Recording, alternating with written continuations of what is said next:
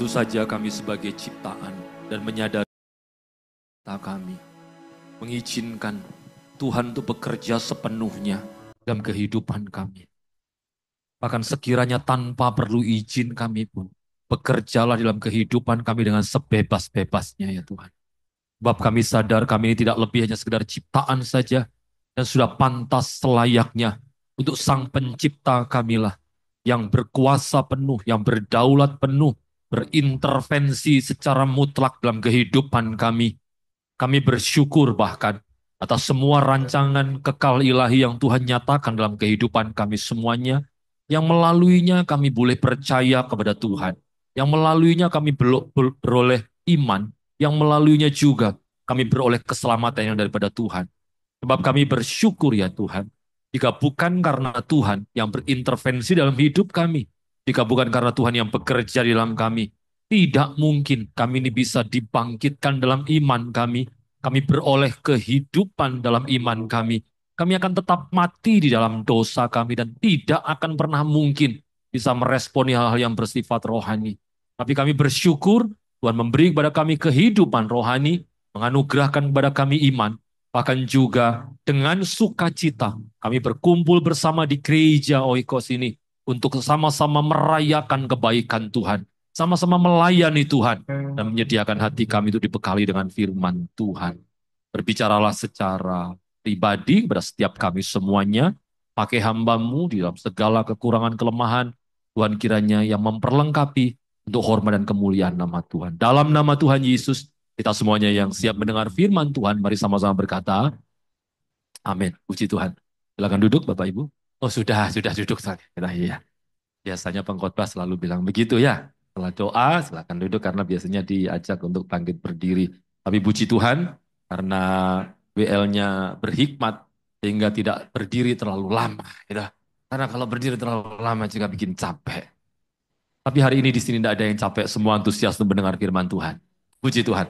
Saya minta maaf tadi datang terlambat, tapi saya juga bersyukur bahwa waktu saya datang, pujiannya bukan ku nyanyi terus sampai pendeta datang gitu ya. Karena biasanya kalau nunggu pendeta datang, yang datangnya terlambat, pujiannya itu ya. Ku nyanyi terus sampai pendeta datang gitu ya. Tapi puji Tuhan lagu tadi tidak sampai dinyanyikan dan saya sudah datang. Haleluya itu.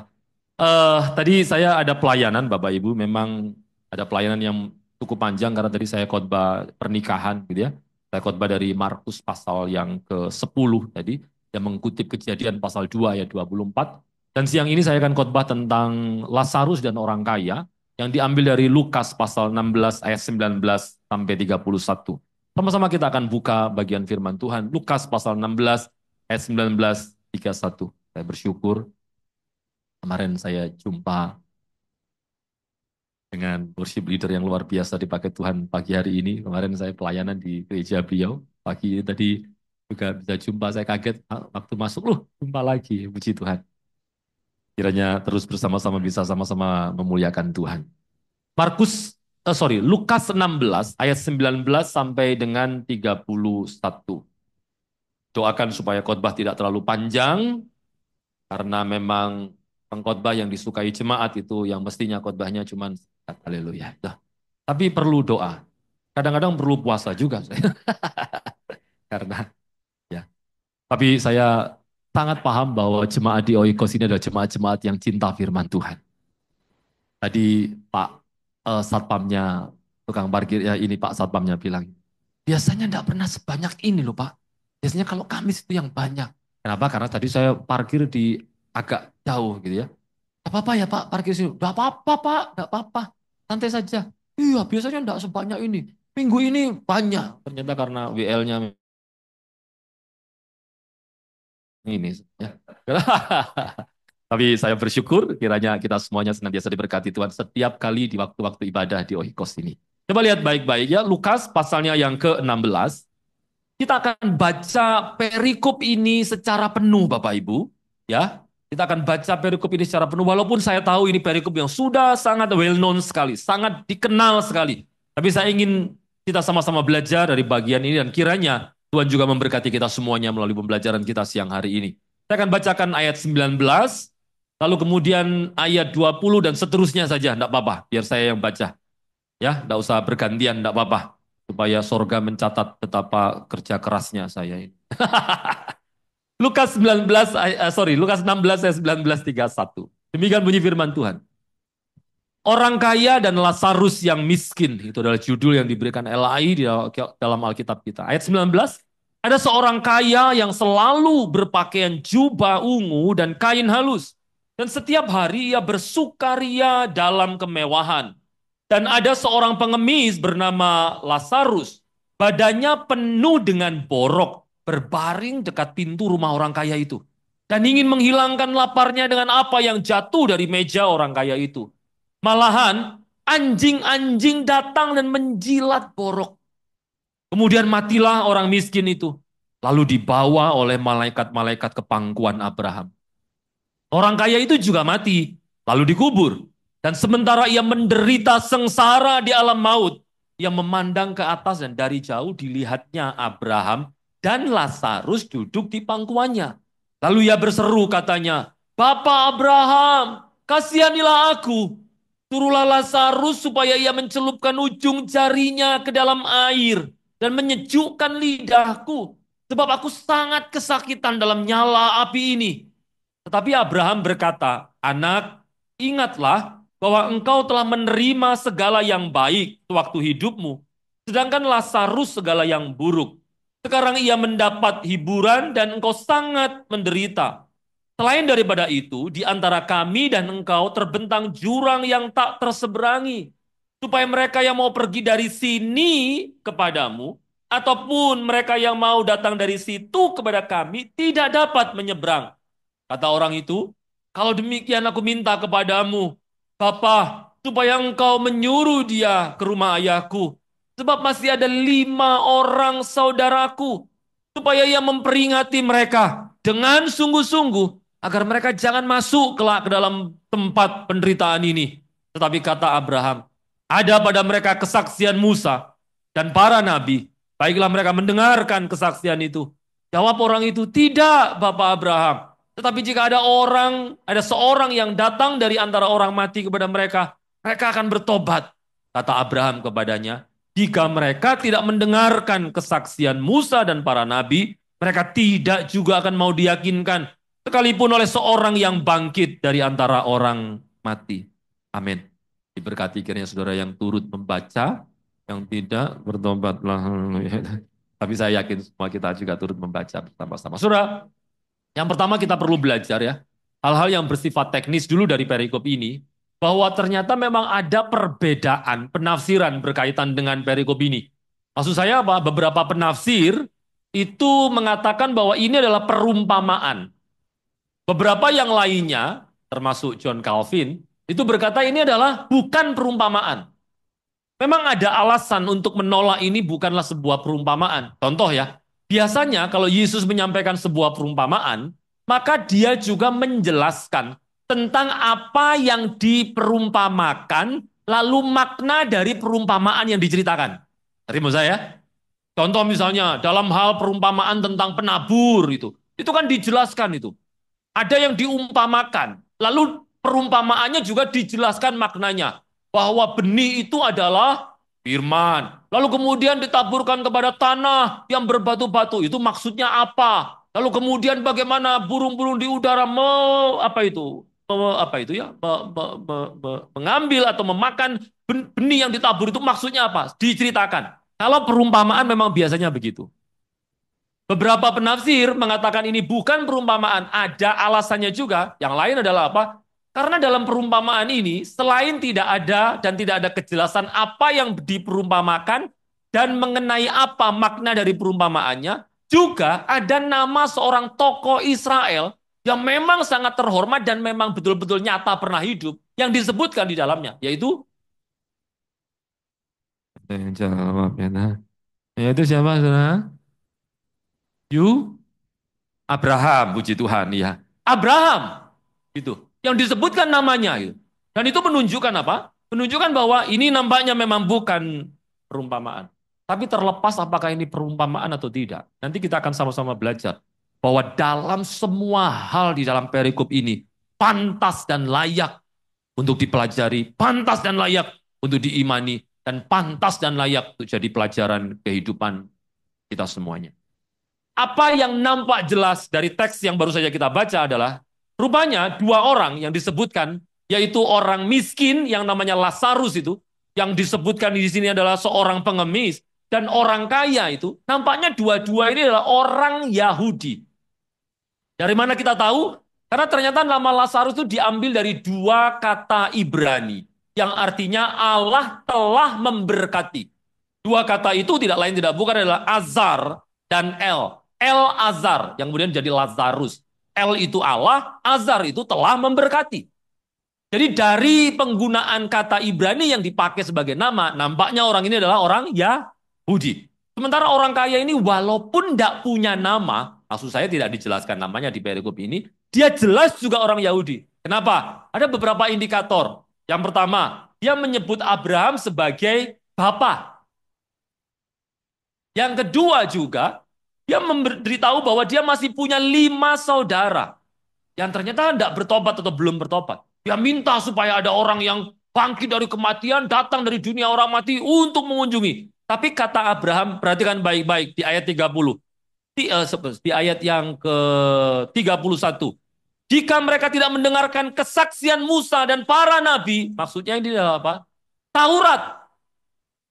Jadi rupanya saudara-saudara dari orang kaya ini itu telah memiliki apa? Kesaksian Musa dan para nabi. Ayat 29 dan 31. Dan itu adalah berkaitan dengan Taurat. Dan Taurat memang diberikan kepada orang Yahudi. Jadi nampak bahwa apa? Dua-dua orang ini adalah orang Yahudi. Tapi tahukah saudara yang menarik adalah begini. Bahwa walaupun mereka dilahirkan sebagai orang Yahudi ya, tidak berarti kelahiran mereka secara jasmani sebagai keturunan Adam secara lahiriah, lalu kemudian serta-merta membuat mereka sebagai orang yang dibenarkan, apalagi punya jaminan untuk hidup kekal di sorga. Tidak demikian. Iman bersifat personal. Walaupun dia disebut anak oleh Abraham, walaupun dia juga menyebut bapa kepada Abraham, tapi tidak berarti kemudian relasinya adalah berkaitan dengan relasi spiritual, tapi hanya berkaitan dengan relasi lahiriah yang ternyata tidak menentukan posisi seseorang pasca dia meninggalkan dunia ini. Apa sih yang perlu kita pikirkan dari hal ini? Bapak Ibu, saya bersyukur kalau hari ini saudara semuanya ada di dalam gereja dan terlihat dari mimbar ini saudara sungguh-sungguh mendengar firman Tuhan. Artinya saudara memiliki iman. Dan saya orang yang percaya bahwa dalam teologi yang saya anut dan saya imani, bahwa oleh karena iman itu kita diselamatkan oleh Tuhan. Tapi ingat baik-baik, tidak berarti anak-anak yang lahir dari kita, generasi-generasi kita, yang walaupun karena kita Kristen, mereka kemudian disebut Kristen, serta-merta juga punya jaminan kehidupan kekal di sorga. Kecuali mereka juga benar-benar beriman kepada Yesus Kristus Tuhan secara pribadi. Apa sih yang harus ditekankan? Jangan sampai orang tua lupa mengingatkan anak juga untuk mereka membangun relasi pribadi dan imannya kepada Tuhan. Amin, saudara. Jangan lupa untuk itu. Sebab ternyata keturunan lahiriah tidak selalu berkaitan dengan posisi rohani pasca seseorang meninggalkan dunia ini. Jadi jangan hanya puas anak kita itu Kristen. Bahkan lahir mungkin juga saking supaya lebih rohaninya, mereka lahirnya di kolam baptisan. Itu waterbird itu ya. Tapi enggak cuma waterbird biasa, tapi di kolam baptisan. Jadi begitu lahir langsung dibaptis sekalian itu misalnya. Tidak menjamin sama sekali. Kecuali mereka juga punya relasi pribadi dan beriman kepada Yesus Kristus sebagai Tuhan dan Juru Selamat. Mereka juga punya jaminan keselamatan. Hal apa lagi yang bisa kita lihat dari teks ini sebelum kita masuk ke dalamnya? Bahwa rupanya Bapak Ibu, orang kaya ini begitu kayanya, sampai-sampai apa? Sampai-sampai dia itu dikatakan selalu berpakaian jubah ungu. Hari ini warna ungu ya harganya sama saja lah dengan warna-warna kain yang lainnya. Tapi di zaman itu, dalam konteks budaya itu, kain yang warna ungu itu sangat mahal. Sebab apa? Metode pewarnaannya, bahan untuk mewarnai memang sangat mahal. Bahkan kain ungu ini, atau disebut juga dengan kain halus, di bagian yang lain disebut dengan kain lenan halus. Itu adalah kain yang memang sangat mahal, sehingga hanya orang-orang yang berada, atau bahkan raja-raja, golongan orang-orang yang secara finansial itu strata sosialnya tinggi, yang bisa membeli dan mengenakannya. Tapi orang kaya ini, saking kayanya, sampai dibilang gini, bahwa ada seorang kaya yang selalu berpakaian jubah ungu. Jadi pasti bukan cuma satu yang dimiliki, tapi banyak. Dan yang banyak itu adalah yang mahal.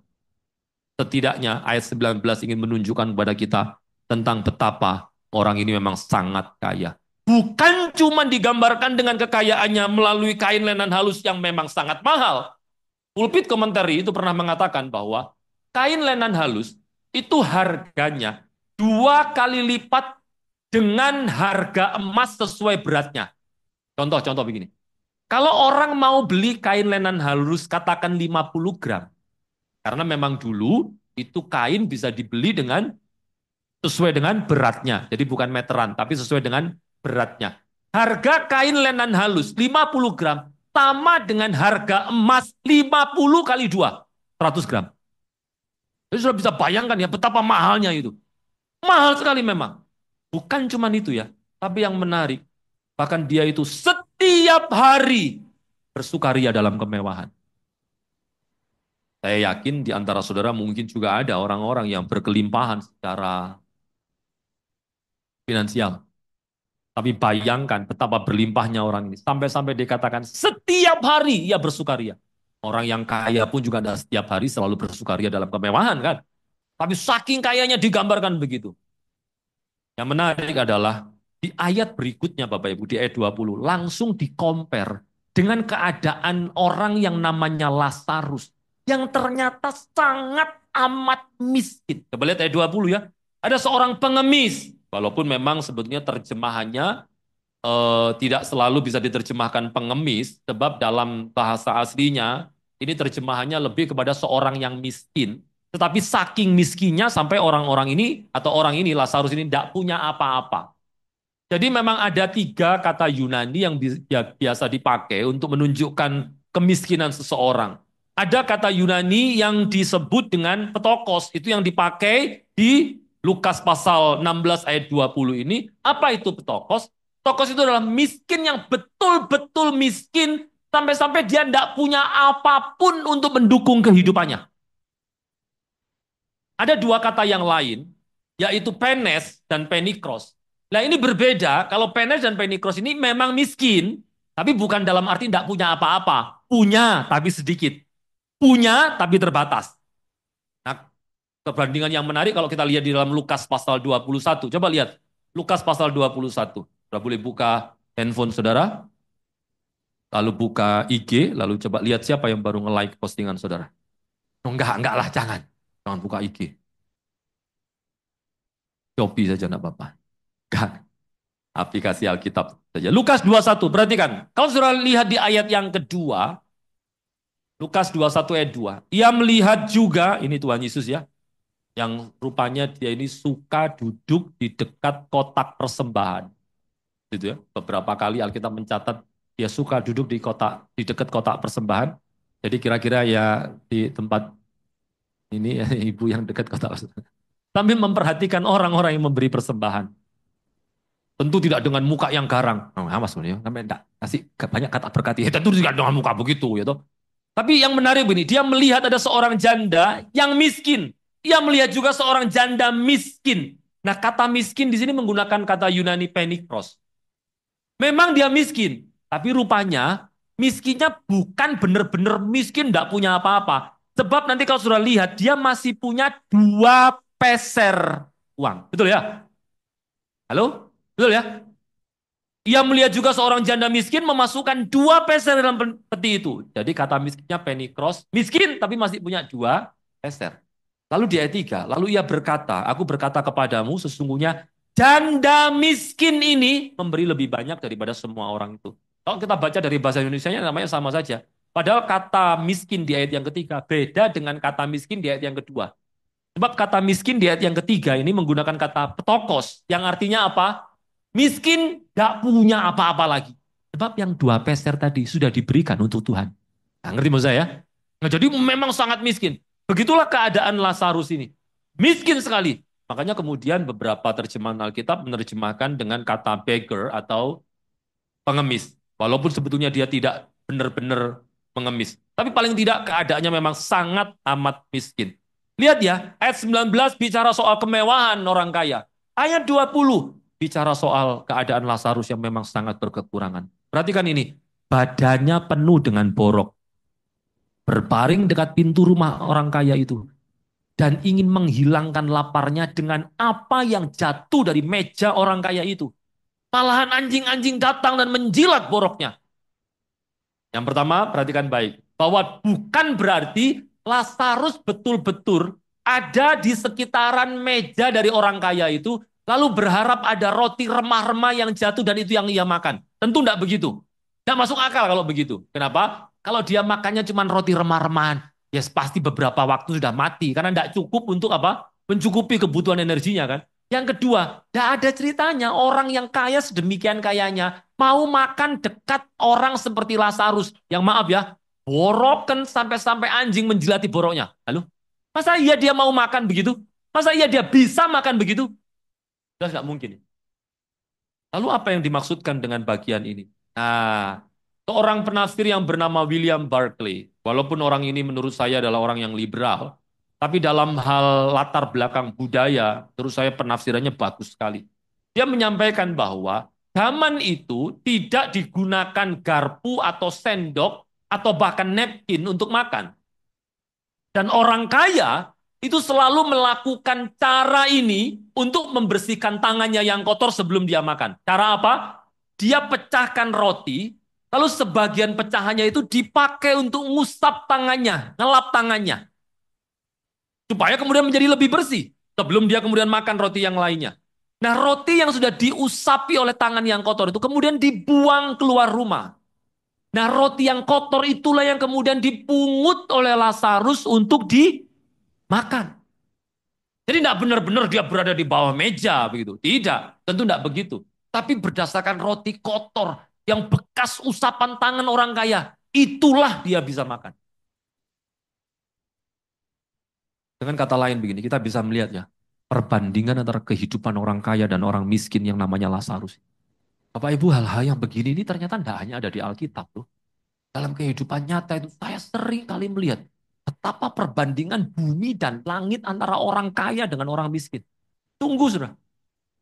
Kami kenal beberapa sahabat-sahabat, beberapa jemaat yang memang secara finansial, mereka nampaknya itu duitnya kayak gunting dewek. Sudah ngerti maksud saya ya?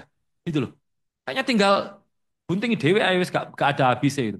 Ada yang orang bilang uangnya dimakan 7 turunan, tidak habis-habis. Ah, memang luar biasa itu. Liburan ke Eropa, hampir 1 bulan. Pulang-pulang saya tanya, iseng-iseng. Habis berapa sebulan di Eropa?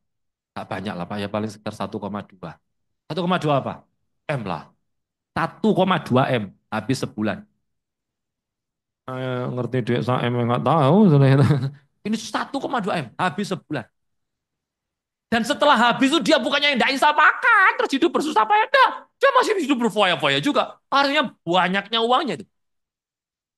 Saya punya jemaat yang juga, waduh, yang namanya ke Jepang itu bisa setahun 3 kali. Ke Jepang itu setahun 3 kali. Ya masih lebih banyak saya sih. Saya lebih sering ke Jepang. Tapi via YouTube Bapak Ibu ya toh. Jadi alias lihat-lihat Jepang di YouTube gitu. Gitu. Ke Jepang setahun 3 dan itu bukan cuma setahun, hampir tiap tahun dia begitu. Gak bosen tak? Gak Pak, seneng deh sana ya. Padahal harga tiket dan yang lain, apalagi kalau musim semi, semua mahal. Hanya untuk orang lihat apa? Sakura. Saudara tahu artinya apa? Sakura? Sakukurata. Ya, betul. Maksud saya apa? Di saat yang sama saya melihat orang yang bisa berkelimpahan gitu. Di saat yang sama saya lihat tahu, tidak cuma lihat, saya bahkan bersinggungan apa itu? Ya bergaul dengan orang yang even ketunjungan plaza aja nggak pernah. Saya ketemu dengan satu keluarga, teman lama saya sebelum saya menikah. Lalu kemudian, ayo kita ngopi-ngopi dulu, yuk makan-makan sekalian yuk. Pas dia sama keluarganya, saya sama keluarga saya. Jadi kami makan 2 keluarga itu. Makan di mana? Di TP aja. Loh, parkirnya sebelah mana ya? Bareng aja wes, motor kalian taruh di sini aja. Naik mobil saya, bareng. Mobil saya kan muat banyak pickup Bapak Ibu ya. Jadi muat banyak. Campur sapi, campur segala macam. Jadi langsung pakai mobil saya. Nah, Yang masalah adalah begini, saya pikir mana ada sih orang Surabaya yang nggak pernah ke TP. Saya juga nggak pernah tanya beliau ini, mereka ini pernah ke TP atau enggak. Ya yes, pokoknya cuma ngajak, ya makan-makan di TP aja. Karena pas waktu itu kami ketemuannya itu nggak sengaja ketemu di ini loh. Mana itu? Balai Pemuda. Tahu sudah Balai Pemuda? Alun-alun Surabaya itu. Anak yang mantuk ya, saudara kurang kurang healing ya kayaknya. Kurang jalan-jalan itu. Tahu nih manyar toh ya. Nah di situ. Jadi ya deket lah cari yang di TP situ aja. Nah, suaminya ini saya ajak beli kopi, kopi kenangan. Tadi lantai berapa itu ya? Di TP 1 itu. Lantai berapa itu? Kopi kenangan. Lo tahu? Beli kopi kenangan. Yang ya harganya nggak terlalu mahal-mahal. Difoto sama dia. Lalu dijadikan status di ininya. Di apa WhatsApp-nya. Dikasih caption begini. Sekali-sekali minum kopi mahal. Nah, begitu. Nah, kalau kemudian setelah itu saya pisah sama istri dan istrinya. Pisah. Kenapa? Karena istri saya sama anak-anak jalan bersama dengan istrinya. Berhenti sebentar untuk beli ini di depannya XX1 TP berapa itu ya? TP 1 atau berapa itu? Itu kan ada ini loh, ada air mata kucing. Air mata kucing atau apa itu? Itulah pokoknya ya. Lupa saya. Pokoknya ini beneran serius nggak bohong gitu aja pokoknya. Nah, beli itu. Kami pisah. Rupanya setelah dari situ, istri saya itu tidak menemani istrinya dia. Istri saya sempat ke toilet nganterin anak. Setelah dari toilet, dia langsung menuju ke tempat makan yang kami janjian ketemu di sana. Nah, waktu istri saya ketemu dengan saya dan suaminya ini di tempat makan itu, makanya bingung ya. Ya apa sih Pak ceritanya tadi bingung. Terus nanti sudah lihat lagi YouTube-nya aja ya. Pokoknya gitulah urut-urutannya itu. Nah, setelah saya ketemu dengan istri saya di tempat makan yang kami janjian, teman saya ini nanya, loh, Bu, mana istri saya? Loh, belum ke sini dah. Tadi ya masih ngantri air mata kucing. Tadi tinggal ke sini. Loh, mateng. Mereka enggak pernah, kami enggak pernah ke TP. Pasti kesasar di mereka. Oh, kami bingung cari-carian, saudara. Dari situ kami tahu bahwa ada orang enggak pernah ke TP. Yang satunya tadi, setahun bisa 3 kali pergi ke Jepang. Saya pikir begini, ada perbandingan hidup yang kayak begitu. Tidak hanya di Alkitab, tapi dalam dunia nyata. Tapi tahukah saudara, yang menarik adalah begini. Bahwa entah ini memang dimaksudkan Yesus atau tidak. Tapi nampaknya memang by purpose, Yesus ini menyampaikan kisah ini tentang kehidupan baik si kaya dan si miskin ini hanya dalam 2 ayat. Yaitu di ayat 19 dan ayat yang ke-20. Itu saja. Atau paling tidak sampai 21. 19, 21. Menceritakan tentang kehidupan yang bumi dan langit itu perbandingannya. Tapi hanya 3 ayat. Setelah itu, mulai dari ayat 22 sampai 31, itu berbicara tentang apa? Kehidupan pasca kematian. Seolah-olah ingin menunjukkan kepada kita. Seperti apapun keadaan seseorang. Entah dia kaya, sangat amat kaya. Atau miskin, semiskin-miskinnya. At the end of the day, mereka semua akan mati. Dan hal-hal berkaitan pasca kematian, itu nampaknya memang jauh lebih panjang, jauh lebih penting untuk dipikirkan dibandingkan dengan hanya soal kehidupan yang sesaat ini. Kan, saudara? Dikisahkan hanya 3 ayat. Entah by purpose atau tidak. Tapi kok saya yakin ya, bahwa Yesus itu tidak mungkin hanya kebetulan. Pasti memang by purpose. Walaupun memang ini secara implisit. Tapi hanya 3 ayat menceritakan tentang kehidupannya. Setelahnya, bicara soal kehidupan setelah kematian. Makanya ini jadi pelajaran bagi kita ya. Kalau kita ini orang-orang yang hanya memikirkan soal hidup ini saja. Di dunia ini saja.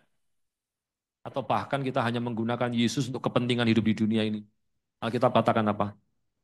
Orang-orang yang paling sial kita ini. Sebab rupanya kehidupan setelah kematian harusnya lebih kita pikirkan daripada hanya sekedar hidup di dunia ini. Betapa banyak orang larut dengan kesibukan dunia ini loh. Makanya hari itu semakin raja kayaknya cepet sekali. Betul ya? Loh, baru Natalan. Wes Jumat Agung, wes Paskah. Bentar lagi udah kenaikan. Sebentar lagi wes Natalan lagi. Cek cepet deh ya. Saya pernah ngobrol begitu sama seorang jemaat, bukan jemaat gereja kami, jemaat gereja lain. Dia bilang begini, kayak memang sengaja ya Pak, waktu ini dipercepat sama Tuhan, supaya Tuhan segera datang. Makanya tahun itu berjalan cepat gitu. Saya itu ngomong begini, dulu 1 tahun berapa hari ya? 365. Sekarang berapa hari? Ya sama 365. Oke. Satu hari itu dulu berapa jam? 24 jam, Pak. Saiki, yo sama 24 jam. Terus apanya yang dipercepat? Terima saya.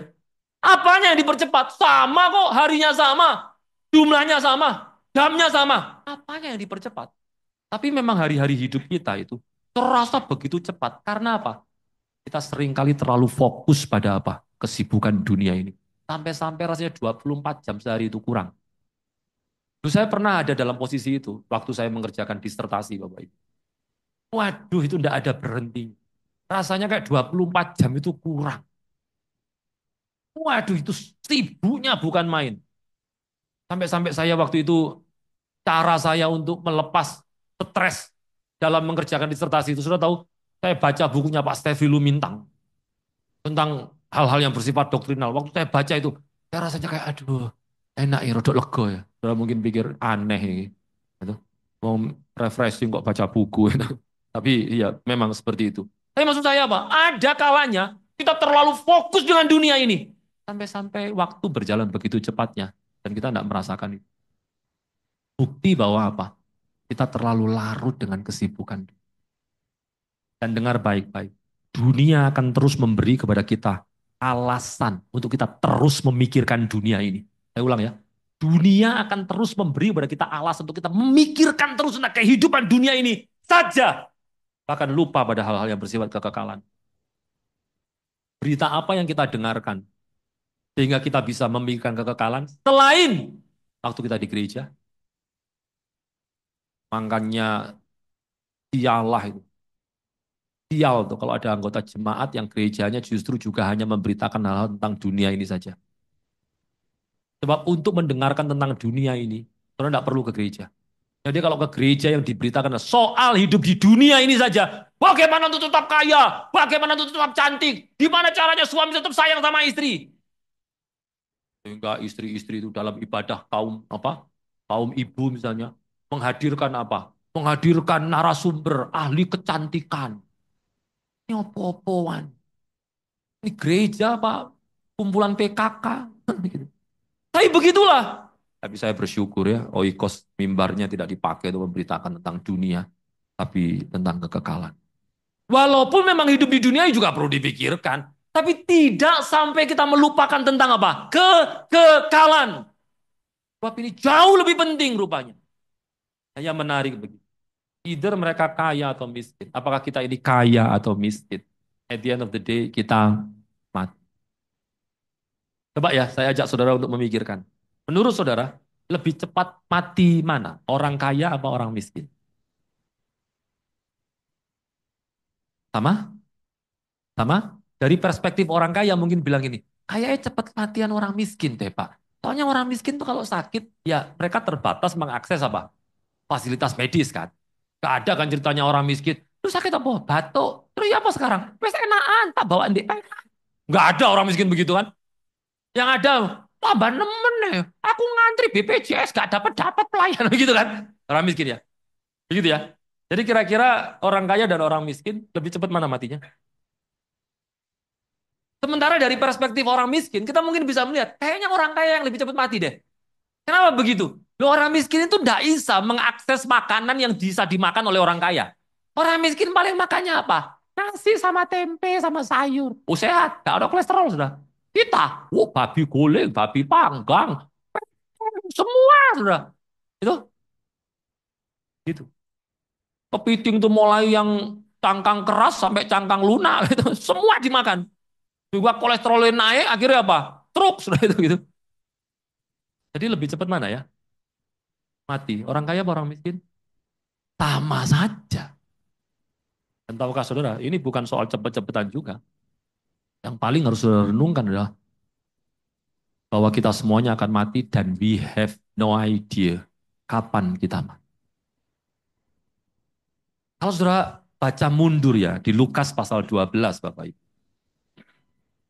Coba lihat Lukas pasal 12 yang juga bicara soal orang kaya, tapi disebut orang kaya yang bodoh, karena orang kaya ini tidak kaya di hadapan Allah. Kalau saudara lihat ya, orang kaya ini, wah itu sangat banyak hartanya, tapi kemudian dia ngomong begini tuh, atas harta yang melimpah-limpah, dan atas lumbung-lumbung yang mau dibangun untuk nyimpen hartanya yang bertambah-tambah itu. Dia ngomong begini, ayat 19. Coba perhatikan. Lukas 12 ayat 19. Sesudah itu, aku akan berkata kepada jiwaku, jiwaku, ada padamu banyak barang tertimbun untuk bertahun-tahun lamanya.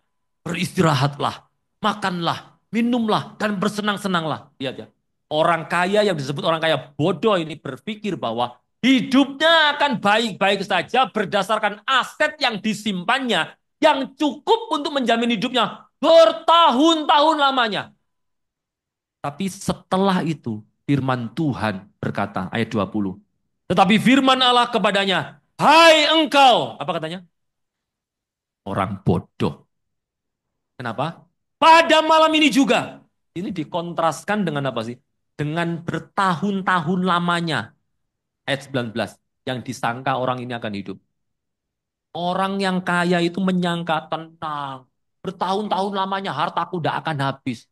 Karena hartaku 7 turunan tidak habis. Makanya kasihan keturunan yang ke-8. Itu. Ada yang ketawa ya, kok garing ya kayaknya itu. Ada yang bilang, loh dulu itu ya, oh orang tua aku tuh kaya. Kekayaan mereka itu 7 turunan, nggak habis-habis. Loh kok kamu miskin? Aku keturunan ke-8. Gitu itu. Tapi yang menarik begini loh, orang kaya ini menyangka bahwa dia akan baik-baik saja. Bertahun-tahun lamanya.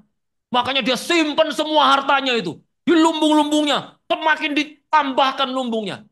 Tapi justru firman Tuhan berkata, hai engkau orang bodoh, padam malam ini juga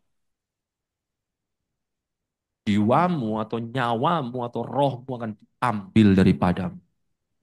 Kenapa yang telah kau sediakan? Untuk siapakah itu nanti? Makanya ini menyadarkan kepada kita ya, bahwa tidak dosa menjadi kaya, tapi pikirkanlah bahwa atas apa yang kita timbun untuk kesenangan diri kita, tidak juga akan kita bawa dalam kematian. Seorang hamba Tuhan yang pernah saya kenal, pernah cerita ke saya. Satu kali dia pelayanan di Amerika, Bapak Ibu. Lalu kemudian dia lihat ada jas diskon, jas merek Boss yang diskon. Wah dia pikir, wah mumpung diskon dia mau beli. Wah dicobalah sama dia, dicoba. Lalu tanya ukuran di bawahnya karena yang di display itu agak gede gitu. Ada ukuran di bawahnya gitu. Lalu kemudian ada. Lalu dicobalah. Nah, waktu dicoba dia merasa pas dan mau dibawa ke kasir. Ternyata dia baru notice bahwa apa? Bahwa kantong-kantongnya itu buntu semua. Kantongnya semua buntu, hanya cuman mainan saja. Jadi bukan kantongnya benar-benar bisa dimasukin sesuatu. Dia tanyalah kemudian sama SPG-nya itu. Kenapa ya ini kok kantong-kantongnya buntu? Lo tahu? Jawabannya begini. Karena itu jas untuk orang mati. Jadi pantesan diskon itu jas orang mati dan memang kantongnya buntu. Karena pikirnya yang bikin jas, orang mati mau ngesak ya apa sudah itu gitu. Itu gambaran dari apa sih? Semua yang kita kumpulkan demi menjamin kehidupan kita sampai bertahun-tahun ke depan. Kita pikir kita akan membutuhkan itu dan kita merasa nyaman, aman dengan itu semuanya. Sebut oleh Tuhan dan orang-orang yang bodoh. Dan kita tidak akan pernah tahu kapan kematian itu akan tiba. Itulah sebabnya kembali pada Lukas 16. Pikirkanlah lebih berkaitan dengan kekekalan daripada hanya sekedar kesementara. Berapa banyak wanita yang dipikir itu cuma apa? Langsing, pipi mulus. Makanya isinya Instagramnya itu. Waduh, wes pokoknya ulam alis lah, itu, ulam bibir, botok yang murah, itu. Atau skincare yang ini bagus, isinya itu aja. Semua hal yang berkaitan dengan apa? Kesementaraan. Saya bersyukur ya punya istri yang ya puji Tuhan cantik. Saya ngomong begini, mumpung pas tidak sama-sama istri saya. Karena kalau saya ngomong begitu ada istri saya, pulang mesti minta ditraktir ya. Terus saya, pas istri saya ada pelayanan ini bersama dengan anak-anak, jadi tidak bisa ikut. Saya bersyukur istri saya cantik. Oh, Kak Amin ya saudara ini cek kebacut ternyata. Iya, saking cantiknya, saking awet mudanya, sampai sering kali dipikir anak saya. Puji Tuhan. Dan tenang saja, itu tidak hanya di Oikos, di gereja-gereja manapun juga begitu itu. Pernah saya masuk ke suatu gereja, saya mampir ke multimedianya karena saya mau titip flash disk untuk materi PPT. Saya lagi ngobrol sama ini pelayan multimedia. Istri saya itu ditanyain sama jemaat. Tuh, mana? Mamanya kok nggak diajak? Katanya begitu, saudara. Pikirnya jemaat itu dipikir apa? Itu anak saya. Satu kali saya pelayanan ke Malang.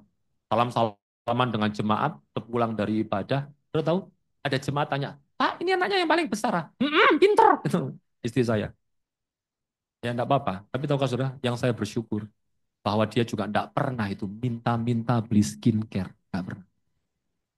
Saya baru tahu rahasia dia menjaga kecantikan. Bukan dengan skincare, tapi flash care. Haleluya. Gak lucu lagi kayaknya ya. Enggak apa-apa juga. Anyway, saudara, yang saya maksudkan apa? Jangan hanya memikirkan tentang apa? Kesementaraan. Kita tidak dipanggil untuk hidup di dunia ini selama-lamanya. Amin. Maka jangan pingin tuh kaya, kaya. Bangun tidur dipikirkan kaya, kaya. Semua ini akan kita tinggalkan. Dan at the end of the day, waktu kematian hadir, datang. Yang kita juga tidak tahu kapan. Kita juga tidak akan bawa semuanya itu. Makanya firman Tuhan tadi di ayat yang ke-21 di Lukas pasal 12 katakan apa? Untuk siapakah semua hartamu? Maksud saya adalah orang ini tidak merasakan, tidak membawa, tidak menikmati juga. Jadi Bapak Ibu yang dikasih Tuhan, perhatikan baik-baik. Mulai dari saat ini, mari pikirkan lebih soal kekekalan. Amin, sudah. Jangan hanya pikirkan soal kesementaraan. Salah kalau istri itu hanya memikirkan soal kecantikan saja. Ingat baik-baik. Dan ingat kalimat ini. Kecantikan memang bisa memikat pria. Tapi tidak akan pernah mengikat pria. Saya ulang ya. Kecantikan itu memang bisa memikat pria. Tapi tidak mengikat pria. Sebab finally, ketika seseorang menikah dengan orang, pria dengan wanita, yang pada akhirnya mengikat hati, itu bukan cuma kecantikan saja. Tapi karena apa? Karakter yang baik. Ketundukan di dalam Tuhan. Melayani suami dengan penuh kasih. Betul? Hanya jangan pikirkan kesementaraan. Pikirkan kekekalan. Kalau istri-istri memikirkan kekekalan, ngerti panggilannya sebagai istri harus bagaimana kepada suami. Apa yang dikehendaki Tuhan untuk dilakukan sebagai istri kepada suami. Itu memikirkan tentang kekekalan. Maka hati suami juga akan diikat Tuhan kepada istri. Sama. Kalau suami-suami hanya memikirkan soal dunia ini saja, tidak akan pernah memuaskan istri saudara juga. Buktinya apa? Walaupun sudah dibelikan tas banyak, dia kurang aja tasnya. Walaupun di meja make upnya itu sudah lipstiknya sudah macam-macam warna merah, merah marron, merah bata, merah Telkomsel, merah kursi gereja, macam-macam ya. Dia tidak cukup aja. Halo? Padahal bibir yang dipunyai juga cuma dua. Dan waktu pakai lipstik juga hanya senada sewarna. Kan enggak juga tuh punya 12 lipstik dipakai dikit-dikit biar kelihatan banyak bibirnya. Kan enggak begitu juga. Tapi enggak ada habisnya kan. Karena memang dunia ini tidak akan pernah memuaskan. Jadi kalau kita hanya memikirkan dunia ini saja, kita akan terjebak di dalam pusaran yang tidak akan pernah bisa kita lepaskan diri daripada. Pikirkanlah kekekalan. Pikirkanlah kekekalan. Sehingga kapanpun kematian tiba, kapanpun kematian, tidak akan menjadi sesuatu yang kita sesali atau kita takut. Justru menjadi pintu bagi kita untuk menerima kekekalan dan menikmati Tuhan selama-lamanya. Karena ini penting. Ini penting. Yang berikutnya yang perlu kita pelajari, perhatikan baik-baik. Setelah dikompar sebegitu rupa ya, kehidupan dari Lazarus dan orang kaya ini, lalu kemudian dua-dua mati, rupanya orang kaya ini ada di dalam penderitaan yang luar biasa. Dan jelas dari apa yang disampaikannya ini bicara soal neraka. Perhatikan ya, orang kaya itu juga mati lalu dikubur dan sementara ia menderita sengsara di alam maut. Ia memandang ke atas dan seterusnya. Dan kalau saudara perhatikan, kesengsaraannya ini adalah gambaran juga dari neraka. Buktinya apa? Ada nyala api. Ada penderitaan yang begitu luar biasa. Itu ciri-ciri dari neraka memang. Walaupun memang jangan pikirkan, kalau neraka itu betul-betul ada nyala api. Halo? Kenapa saya bilang begitu? Karena tidak masuk akal kalau di neraka itu ada nyala api. Padahal di saat yang sama di neraka itu juga ada gelap gulita. Anggap ya. Kalau ada nyala api, tidak mungkin ada gelap gulita. Lah di neraka tidak mungkin apinya kecil. Pasti api yang gede. Kalau api yang gede mana mungkin ada gelap gulita. Padahal di neraka juga katanya ada gelap gulita. Lalu apakah kemudian ini berarti Alkitab bertentangan? Tentu tidak. Ini adalah gambaran dari siksaan yang begitu luar biasa yang dimengerti oleh manusia. Siksaan psikis, siksaan fisik, disampaikan dengan hal-hal seperti itu. Contoh misalnya, gelap gulita itu gambaran dari siksaan secara psikis. Halo? Sementara kalau api yang bernyala-nyala, gambaran dari siksaan secara fisik. Jadi kalau itu hanya sekedar gambaran, jangan pikir, walah Pak, aduh lega aku. Ternyata di neraka itu cuma gambaran toh api dan ini. Ya jangan pikirkan begitu.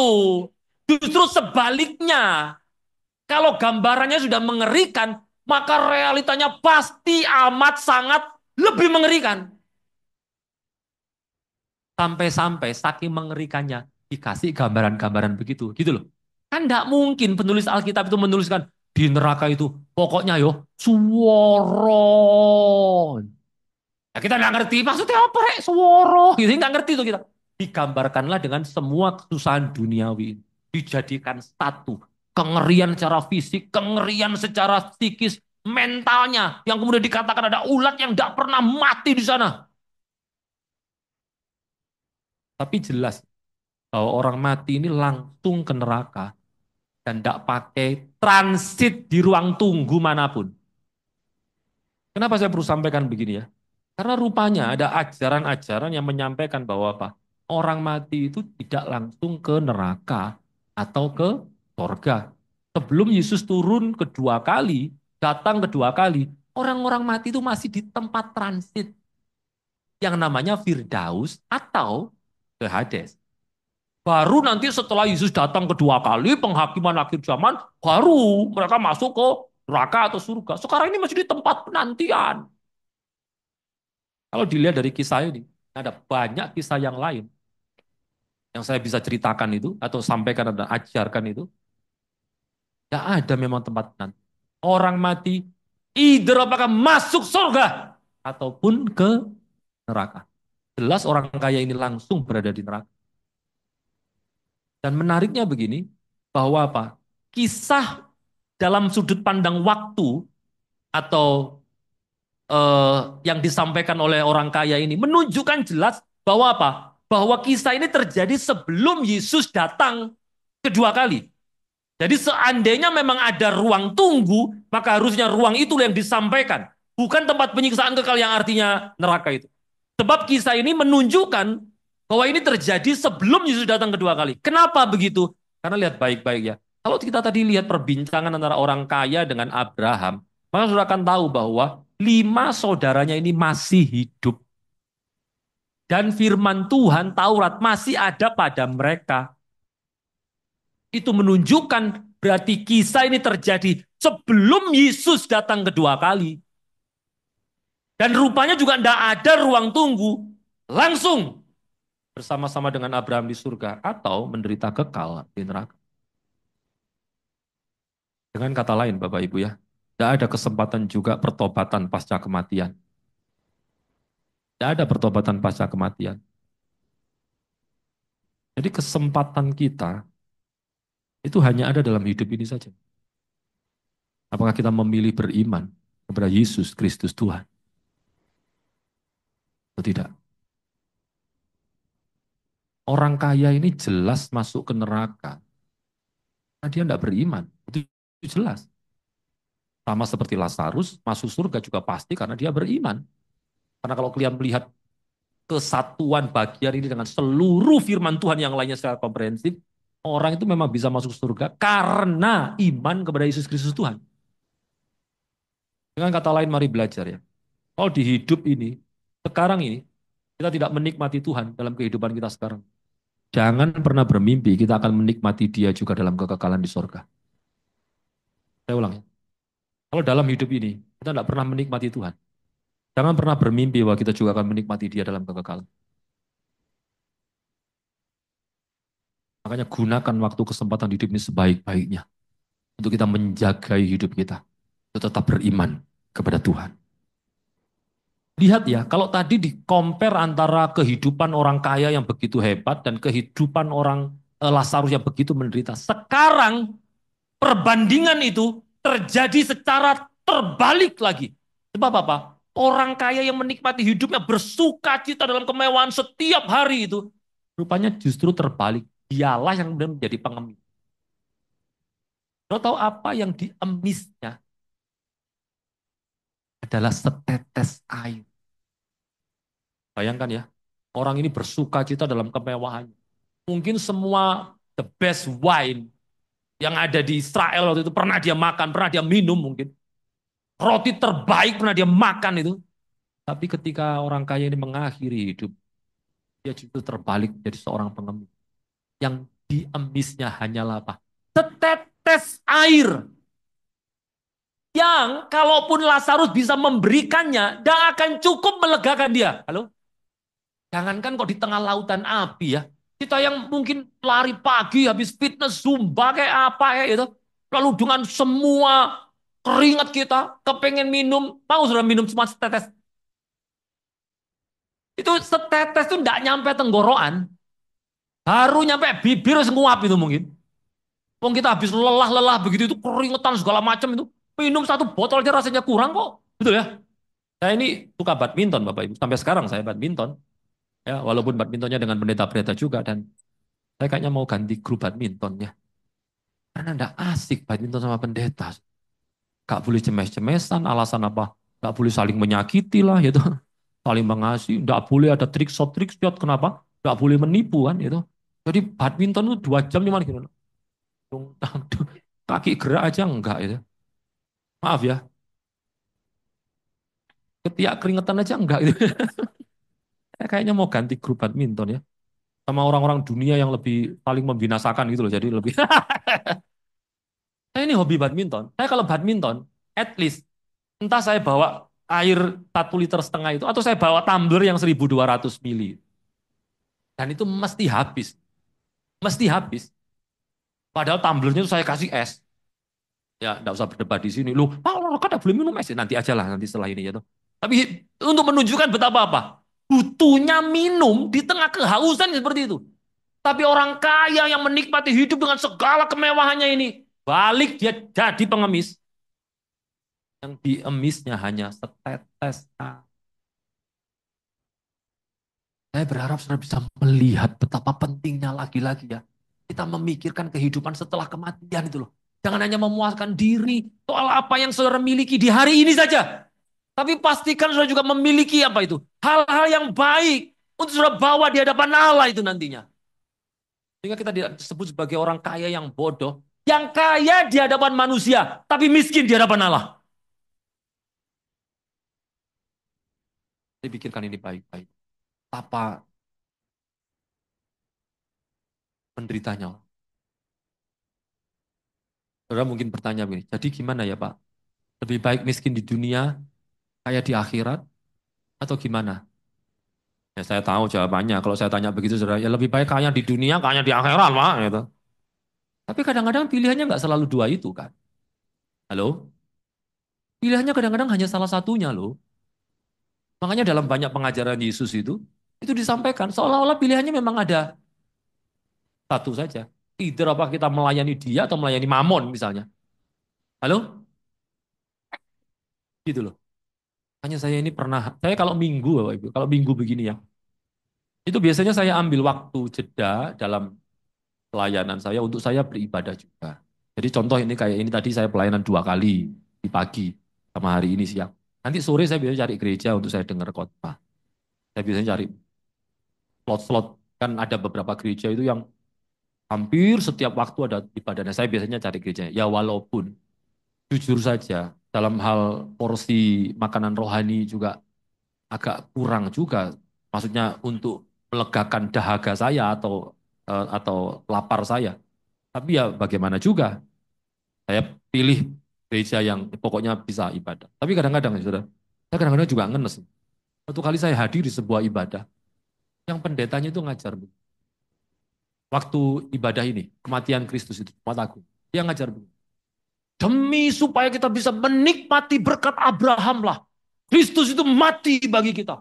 Dia rela mati. Supaya kita bisa mengakses berkat-berkat Abraham bagi kita.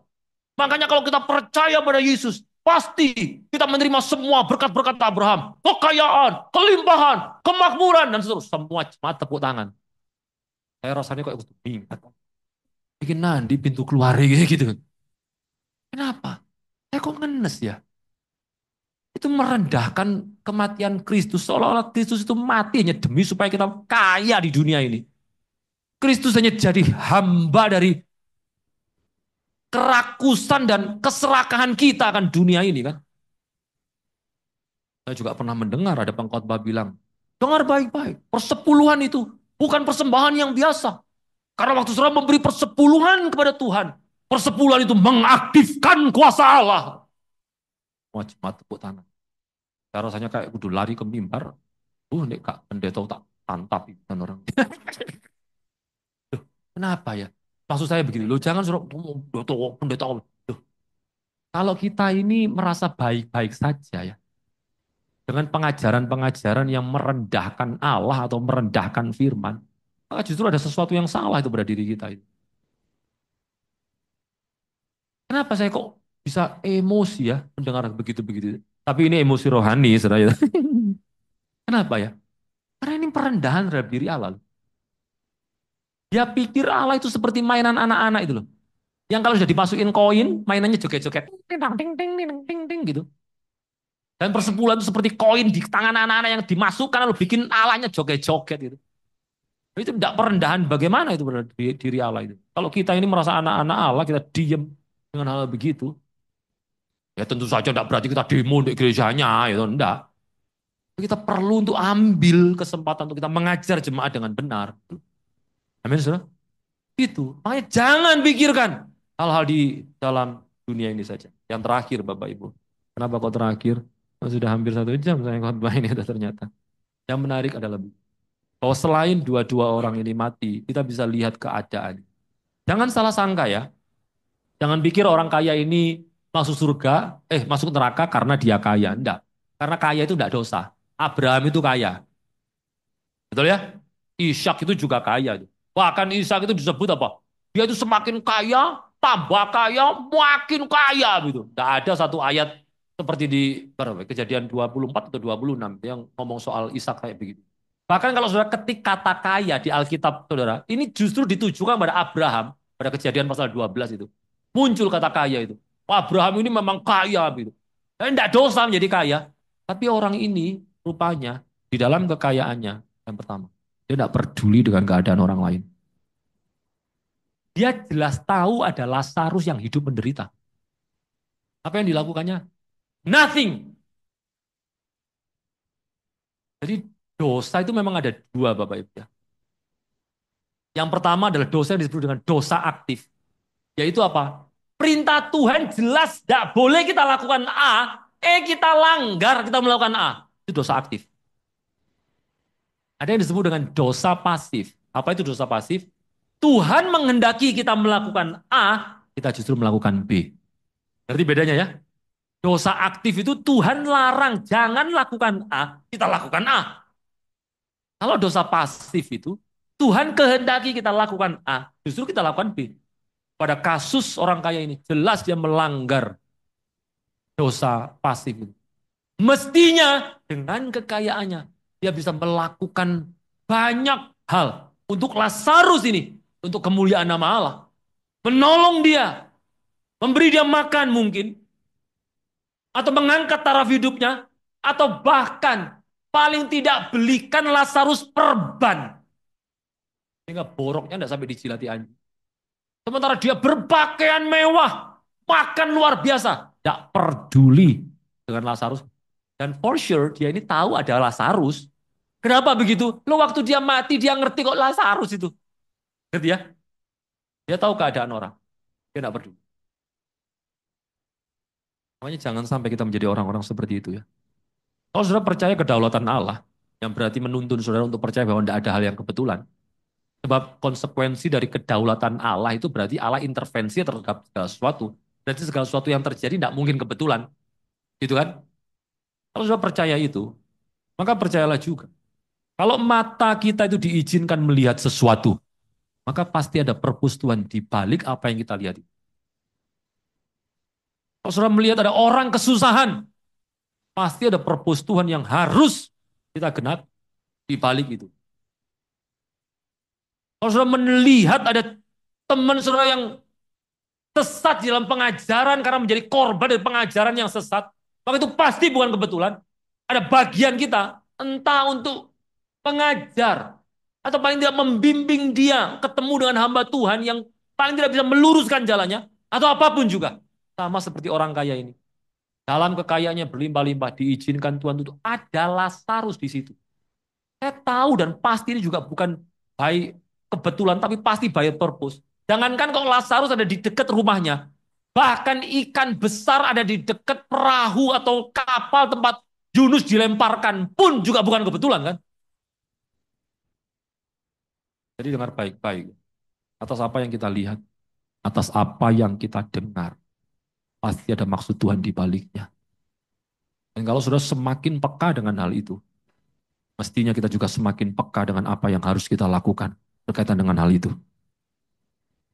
Jangan diam melihat saudaramu yang menderita. Jangan pura-pura enggak tahu terhadap jemaat yang pulang jalan kaki.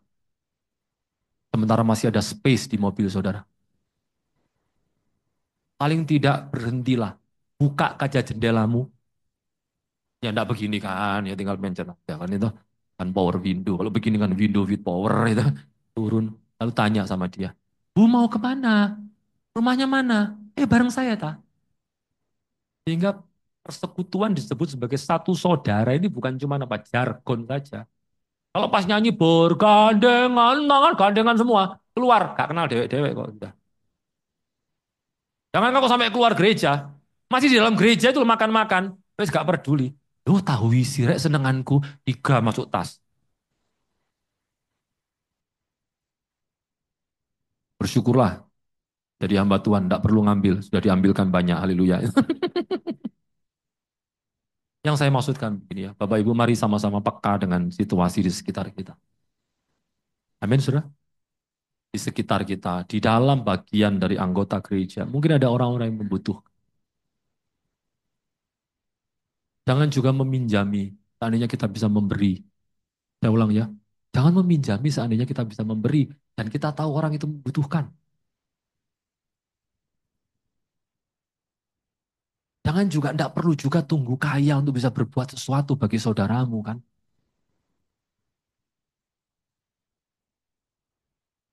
Mari peka dengan hidup bukan soal di dunia ini. Ada bagian yang lainnya yang harus kita lebih pikirkan. Yaitu tentang bagaimana Tuhan melihat kita. Jangan hanya puas dengan bagaimana orang lihat kita. Saya tahu bagaimana rasanya orang kaya itu dihormati orang. Setidaknya walaupun saya tidak pernah kaya-kaya banget. Dulu zaman saya masih muda, saya lumayan dalam tanda kutip ya, lebih kaya dibandingkan teman-teman saya. Kenapa? Mereka belum kerja, saya sudah kerja. Waktu itu belum ada yang pakai parfum, saya pakai parfum. Begitu ada mereka pakai parfum, yang ini yang apa itu parfum yang campuran sendiri tuh. Saya puji Tuhan sudah mulai bisa beli parfum yang ori. Dulu belum ada yang pakai celana yang branded. Dulu itu kalau celana itu branded itu dilihat tembus apa enggak gitu ya. Kayak ininya resletingnya itu betul-betul sesuai merek atau YKK begitu.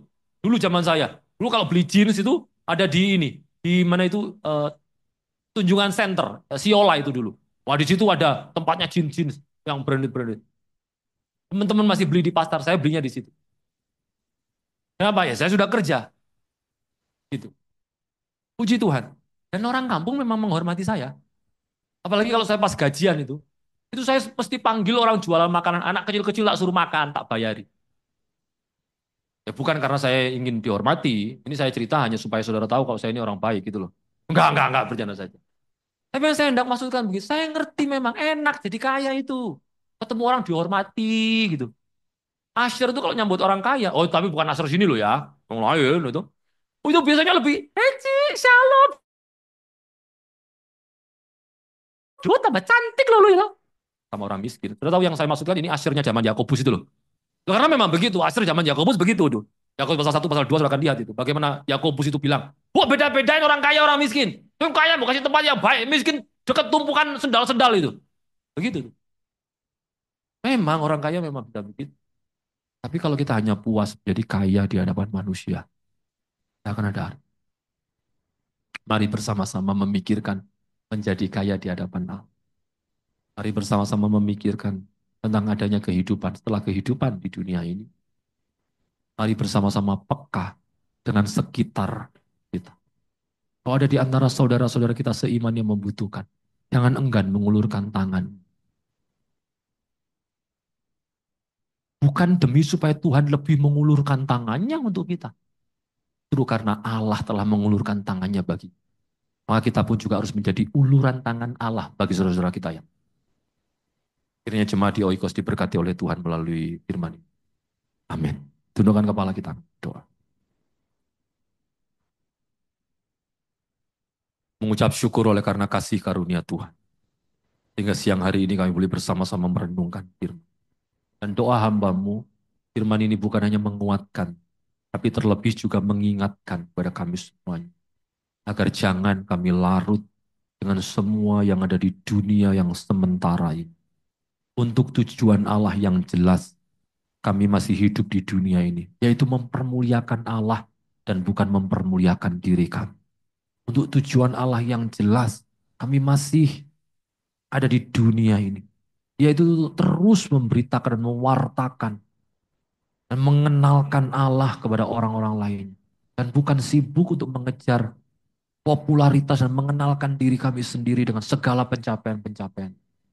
Maka kiranya kami boleh memikirkan hal-hal yang harus kami pikirkan, yaitu tentang kekekalan. Biarlah kamu memprioritaskan apa yang perlu kami prioritaskan, yaitu tentang kemuliaan nama Tuhan. Supaya jangan kami ini hanya bangun pagi memikirkan kekayaan dan mengejar kekayaan. Seolah-olah dihargai orang karena kami kaya jauh lebih penting daripada kami bisa kaya di hadapan Allah. Sama berdoa supaya kiranya Allah Roh Kudus terus mengingatkan kami.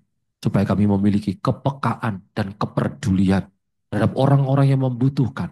Terutama saudara-saudara seiman. Biarlah kami menjadi jemaat-jemaat Tuhan. Pribadi-pribadi yang mau mendukung pekerjaan Tuhan. Yang di dalamnya kami juga telah bertumbuh dan diberkati. Agar jangan kami menjadi orang-orang yang pasif. Padahal kami bisa aktif. Agar jangan kami menjadi orang-orang yang tidak mau peduli. Padahal mestinya kami lebih peduli. Maka kiranya Tuhan mendapati kami pada waktunya nanti sebagai hamba-hamba yang baik, yang beriman kepada. Terima kasih Tuhan. Berkat Tuhan kiranya menaungi Bapak Ibu Gembala, seluruh jemaatmu, bahkan seluruh pengurus yang ada, dan juga para pelayan-pelayan Tuhan di Oikos ini. Dalam nama Tuhan Yesus, kita semua yang diberkati firman Tuhan, mari bersama berkata, amin. Tuhan